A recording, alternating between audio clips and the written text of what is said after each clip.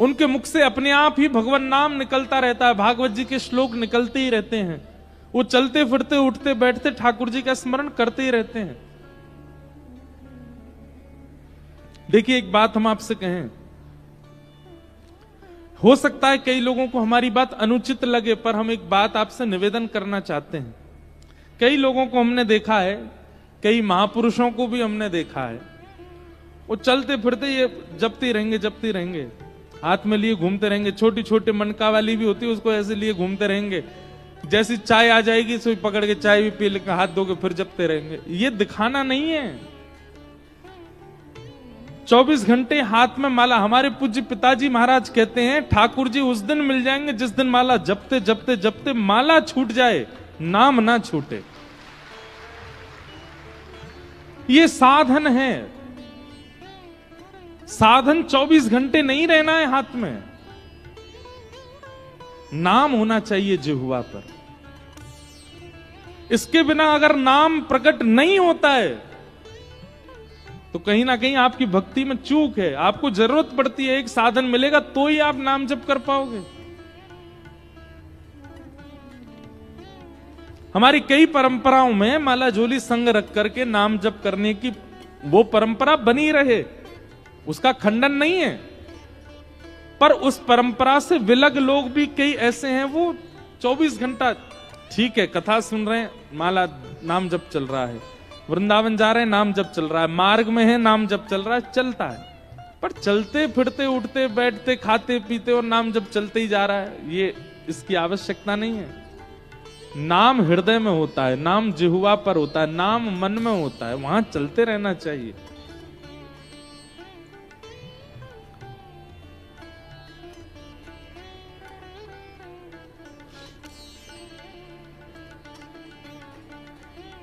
सनई सनई श्री शुकाचार्य जी का आगमन हुआ। परीक्षित जी सन्मुख बैठे थे। परीक्षित महाराज ने चरणों में प्रणाम करते हुए सबसे पहली बात कही कि ये शाम संस्मरणात् पुंसाम् सद्य सुत्यन्ति वै गृहा किम पुनर्दर्शन स्पर्श पाद शौचासनादि।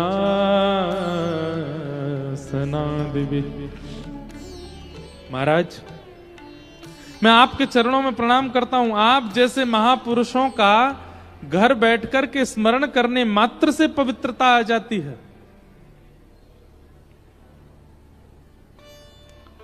हमारे राधा वल्लभ संप्रदाय में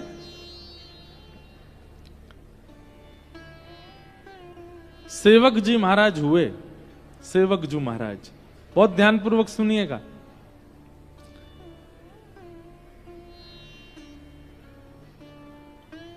सेवक जू के चरित्र में एक बहुत सुंदर कथा आती है।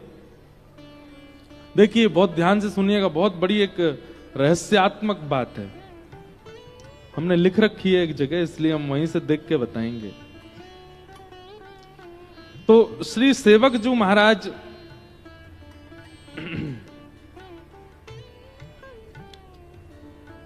जिनका पूर्व नाम था दामोदर दास जी। क्या नाम था? आप जबलपुर के पास के निवासी थे, मध्य प्रदेश में। तो आपके एक मित्र थे चतुर्भुज दास और आपका नाम था दामोदर दास। तो एक दिन की बात है कि श्री सेवक जी नाम उनका बाद में पड़ा, पहले इनका नाम दामोदर दास था। तो दामोदर दास जी, चतुर्भुज दास जी, उन दोनों का सत्संग के प्रति, भक्ति के प्रति, भजन के प्रति पहले से ही बहुत रुझान था। तो कभी भी नगर में कोई संत आते थे, महापुरुषों की टोली आती थी, तो ये दोनों जरूर जाते थे और जाकर के उनके मध्य बैठ करके कुछ चर्चा सुनते थे, उनकी सेवा करते थे।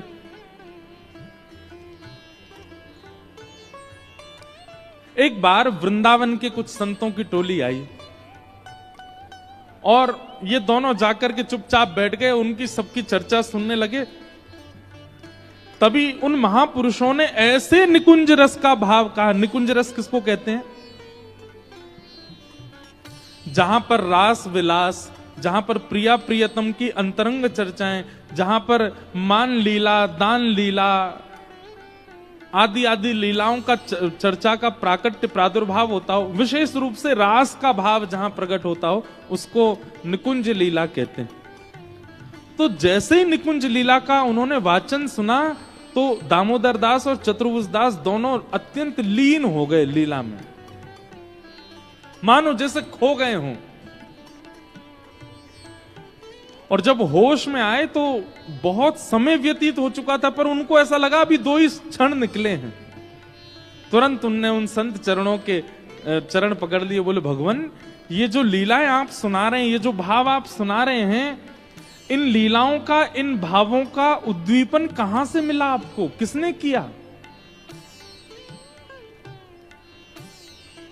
तब उन संत महापुरुषों ने बताया, बोले वृंदावन में श्री हित हरिवंश महाप्रभु विराजते हैं, उनके द्वारा ये भाव प्रकट किए गए।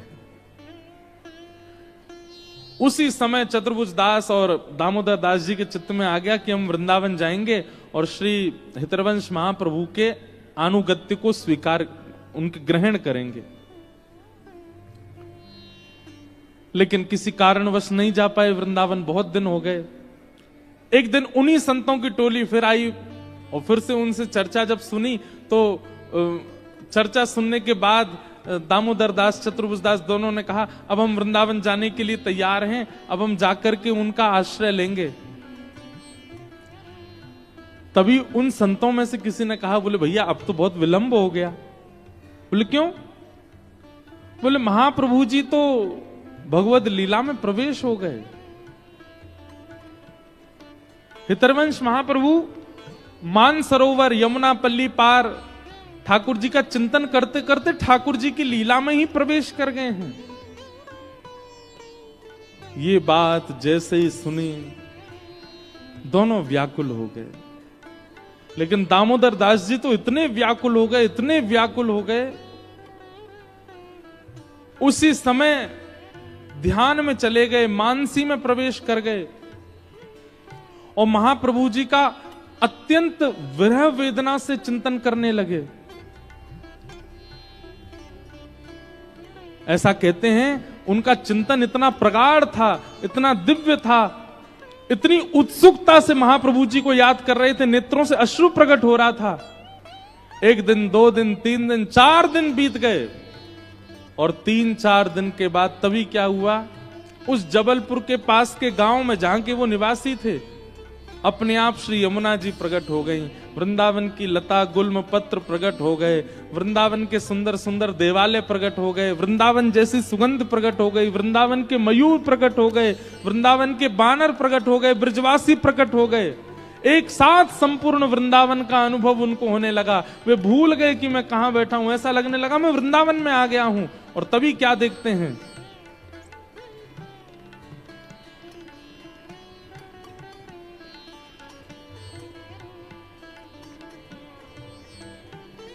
बिस्कुट आए हैं, चाय भी आ गई, बिस्कुट भी आ गए।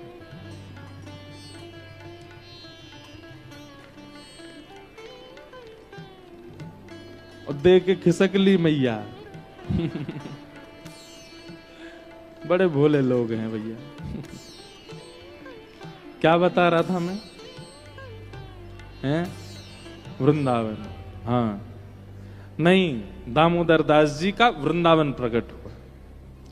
ऐसे हम भूल जाते हैं कथा। अब मेरे मुंह में पानी आ गया कि मैं बिस्किट खाऊं।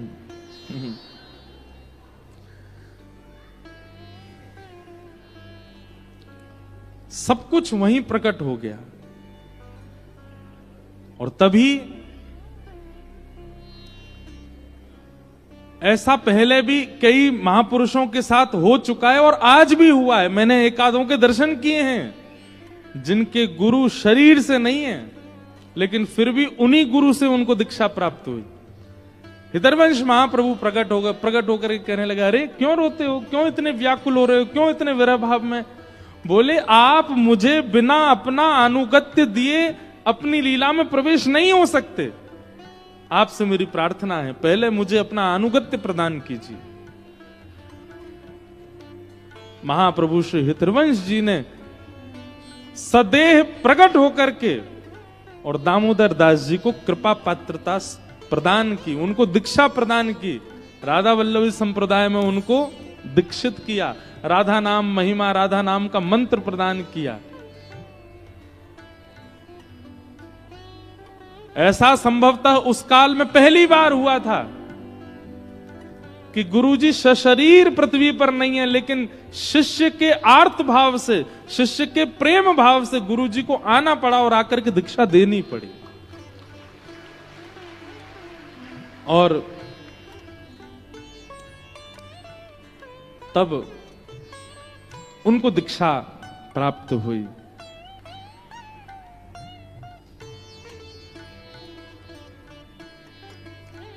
तब उन्होंने महाप्रभु जी के वर्णन में सेवक वाणी का संकलन किया।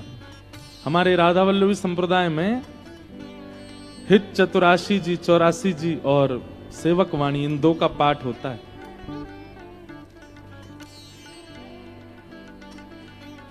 सेवक जी के इस पूरे महत्व को जब श्री वृंदावन में हितरिवंश महाप्रभु के पुत्र वनचंद्र जी ने जब सुना, तो वनचंद्र जी ने संकल्प लिया कि जब सेवक जी वृंदावन आएंगे तो मैं खूब सारे रत्न, खूब सारे आभूषण, खूब सारे, जैसे नंदोत्सव पर रत्न लुटाए गए थे ऐसे लुटाऊंगा जिस दिन सेवक जी आएंगे। इतनी सुंदर लीला है, मुझे आज अचानक याद आ गई है। सेवक जी जब पहली बार वृंदावन आए तो कैसी लीला घटी। श्री राधा वल्लभ लाल जी खड़े थे और वनचंद्र जी उनकी सेवा श्रृंगार कर रहे थे, आरती कर रहे थे।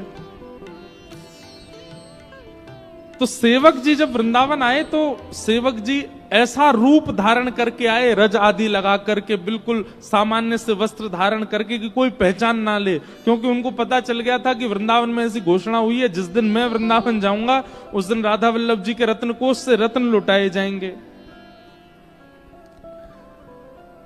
उनको इस बात की उनको अच्छा नहीं लग रहा था कि मेरे जाने से ऐसा नहीं होना चाहिए, मैं तो एक सामान्य सेवक हूं।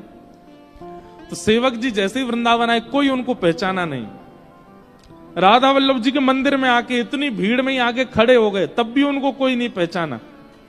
सेवक जी बोले अच्छा कोई पहचाने ना, हम चुपचाप दर्शन करके चले यहां से।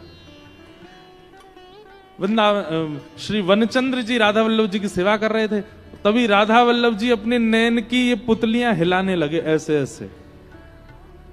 तो वनचंद जी ने पूछा जय जय क्या हुआ? तो ठाकुर जी इशारा करके ऐसे बताने लगे देखो कोई खड़ा है पीछे। और ठाकुर जी ने अपने नेत्रों के इशारे से बताया। जैसे वनचंद जी ने पीछे देखा, कहां? तो ठाकुर जी ऐसे नेत्र हिलाने लगे, वहां वो देखो पीछे खड़े हैं, वही हैं सेवक जी, इनका जिनके लिए तुमने घोषणा की थी। तुरंत वनचंद्र जी गए, जाकर के सेवक जी को हृदय से लगाया। सेवक जी बोले आप मुझे कैसे पहचान गए? तब वनचंद जी के नेत्र सजल हो गए, बोले कि भैया किसी का रूप उसकी पहचान होता है, किसी के गुण उसकी पहचान होते हैं, किसी की वाणी उसकी पहचान होती है, किसी का ज्ञान उसकी पहचान होती है, पर आपकी पहचान तो राधा वल्लभ जी करा रहे हैं, आपकी पहचान तो राधा वल्लभ जी बता रहे। बोले ये खड़े सेवक जी। ऐसे श्री सेवक जी हुए। और फिर सेवक जी ने कहा देखिए मैंने सुना है कि आपने घोषणा की थी कि मेरे आने पर आप राधा वल्लभ जी के रत्न कोष को लुटाएंगे। ऐसा मत कीजिए, राधा वल्लभ जी के रत्नों को, आभूषणों को आप इस प्रकार मत कीजिए। बोले अब हम घोषणा तो कर चुके हैं, कुछ तो करना पड़ेगा। बोले ठाकुर जी पर चढ़े हुए आभूषणों को मत कीजिए, मैं कोई इतना बड़ा व्यक्ति नहीं हूं, मैं कोई ऐसा नहीं हूं मेरे लिए आप ये करें। हाँ आपने अगर घोषणा कर दी है तो फिर इसके प्रति कोई और लड्डू लुटा दीजिए आदि। तो बोले नहीं नहीं रत्न ही लुटाने हैं। तो कहते हैं वनचंद्र जी ने नए रत्न बनवाए, अमनिया। अमनिया किनको कहते हैं? जो ठाकुर जी को अभी पधराए नहीं गए उनको अमनिया कहते हैं। अमनिया रत्नों को लुटाया, लुटाए। लेकिन ऐसे श्री सेवक जी महाराज। ये बात हमने क्यों बताई? महापुरुषों के प्रत्यक्ष दर्शन हो, सामने बैठ के दर्शन हो, उनको प्रणाम करने को मिले, उसी से ही आपको आशीष मिलता है। नहीं, महाप्रभु शरीर से नहीं थे, फिर भी दामोदर दास जी को दीक्षा देकर के सेवक जी बना दिया। ये बात श्रीमद् भागवत में लिखी है, येषाम संस्मरणात् पुंसाम शुद्ध्यन्ति वै गृहा किम पुनर्दर्शन स्पर्श पाद शौचासनादि। घर बैठ के आपके चिंतन में प्रगाढ़ता होनी चाहिए, आपके चिंतन में तत्परता होनी चाहिए। आपके गुरु तो जहां बैठे हो वहीं प्रकट हो जाएंगे, वहीं दर्शन दे देंगे। चाहे आपके स्वप्न में दर्शन दें, चाहे आपके अनुभव में दर्शन दें। कई लोग हमसे कहते हैं आप दीक्षा क्यों नहीं दे रहे हमको। हम सोचते तो हैं कि हम देंगे, पर हमको बहुत डर लगता है गुरु बनने में। हमको लगता है हम कथा वक्ता ही ठीक हैं। अब कई बालक हमको पता आरोप भी लगाते हैं, बोले आपको आरोप है। मैंने क्या आरोप है? बोले हमको कथा सुना सुना करके कृष्ण भक्त बना दिया, और जब हम कह रहे हैं कि हमारा हाथ पकड़ लीजिए तो आप हमको दीक्षा नहीं दे रहे हो। हमें कृष्ण भक्ति सिखाई ही क्यों जब आपको दीक्षा नहीं देनी थी? कई लोग ऐसे आरोप भी देते हैं। हमारे पूज्य पिताजी महाराज तो कई बार नाराज हो जाते हैं हमसे, परंपरा क्यों नहीं संभाल रहे हो। पर हम ऐसा नहीं है कि हम नहीं करेंगे, पर अभी हमको अपने मन से तो भाव आवे, हमारे लाल जी आज्ञा तो करें।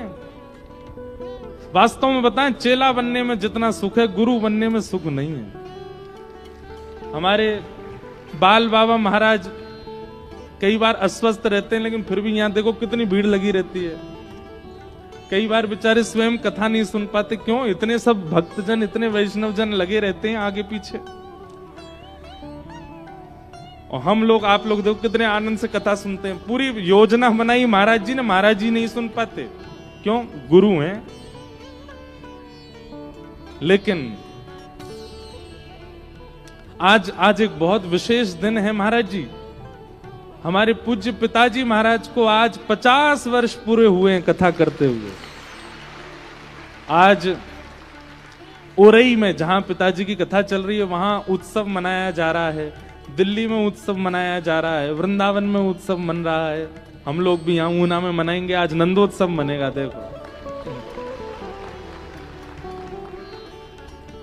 एकमात्र ऐसे भागवत के वक्ता हैं जिन्होंने कई वक्ताओं को 50-60 वर्ष हो चुके हैं, पर एकमात्र ऐसे वक्ता हैं जिन्होंने 50 वर्षों में इतनी कथाएं कर ली। जैसे किसी से नाप तोल नहीं है, लेकिन जैसे हमारे क्रिकेट में सचिन तेंदुलकर के रन इतने ज्यादा हैं कि कोई पकड़ ही नहीं सकता, ऐसे ही कथा वक्ताओं में, भागवत में हमारे पूज्य पिताजी की इतनी कथाएं हो गई हैं कि एक जन्म में तो वो संभव नहीं इतनी करना, जितनी उनकी कथाएं हो चुकी हैं। तो आज इस प्रांगण को भी कई बार पिताजी की वाणी का लाभ मिला है। और हमें पिताजी महाराज बताते हैं कि उन्होंने उस वाले पीछे वाले प्रांगण में भी कथा की है, वहां भी कथा की, यहां भी की, बहुत वर्षों से। और हम पिताजी महाराज की आज्ञा से ही कथा करने आते हैं ऊना में। हमारे महाराज जी से बहुत स्नेह है पूज्य पिताजी का। आज उनके 50 वर्ष बहुत होते हैं, या कई लोगों की तो उम्र नहीं है। हमारी खुद की अभी कितनी कम उम्र है, सोच करके हमको लगता है कि हमको 9 वर्ष हुए अभी कथा करते हुए, पिताजी को 50 वर्ष हो गए। लोग कई बार जन्म लेने के बाद जी नहीं पाते 50 साल तक, वो कथा करते करते 50 साल निकल गए। कभी कभी हमें लगता है कि 50 वर्ष तक इतना भागवत को गाया, इतना भागवत को गाया, वो अगर कुछ कह देंगे तो वो काम हो ही जाएगा। हम तो अपने पिताजी से एक ही बात कहते हैं कि पिताजी आप बस एक ही बात कह दिया करो, मैं सदा गिरधर को, गिरधर सदा मेरे, बस मैं आप कह देंगे तो हो जाएगा। ऐसे पूज्य गुरुदेव भगवान को आज 50 वर्ष कथा करते हुए हैं। हमारे पूज्य बाल बाबा महाराज और समस्त ऊना वासियों की ओर से, और यहाँ के सब भक्तों की ओर से पूज्य गुरुदेव भगवान को बधाई हो। ऐसी रूखी बधाई नहीं चाहिए, जोर की दो, बधाई हो, बधाई हो, बधाई हो।